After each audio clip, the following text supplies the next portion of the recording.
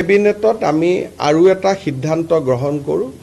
আপোনালোকে জানে যে দীৰ্ঘদিন ধৰি অসমৰ প্ৰাথমিক বিদ্যালয় শিক্ষক সংস্থা আৰু আনসকলে এটা দাবী কৰি আহিছিল যে প্ৰধান শিক্ষকৰ পদ প্ৰাথমিক বিদ্যালয়বিলাকত হ'ব লাগে।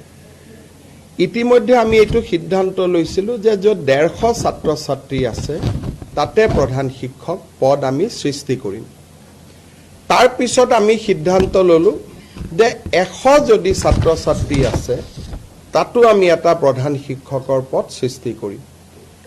এই প্ৰক্ৰিয়া ইতিমধ্যে আৰম্ভ হৈছে, কিন্তু আজি আমি কেবিনেটত এটা খুব ইম্পৰ্টেণ্ট সিদ্ধান্ত লৈছোঁ যে যদি কোনোবা স্কুলত 50 জন ছাত্ৰ ছাত্ৰী আছে, 50 টোটেল যদি ষ্টুডেণ্ট আছে LP স্কুলত, এইটো UP আৰু হাই স্কুলক লৈ এইটো সমস্যা নাই, এইটো অকল LP স্কুলক লৈ সমস্যা আছিলে।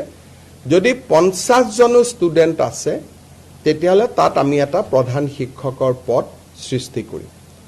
এই সিদ্ধান্তৰ ফলত বহুদিন ধৰি প্ৰাথমিক শিক্ষক সন্মিলনী বা আন শিক্ষকসকলে কৰি অহা বিভিন্ন তেওঁলোকৰ ক্ষোভ বা প্ৰতিবাদ সামৰণি পৰিব বুলি মই বিশ্বাস কৰোঁ যে এতিয়া 50 জন ছাত্ৰ ছাত্ৰী হ'লেই এজন প্ৰধান শিক্ষকৰ পদ আমি স্কুলত সৃষ্টি কৰিম।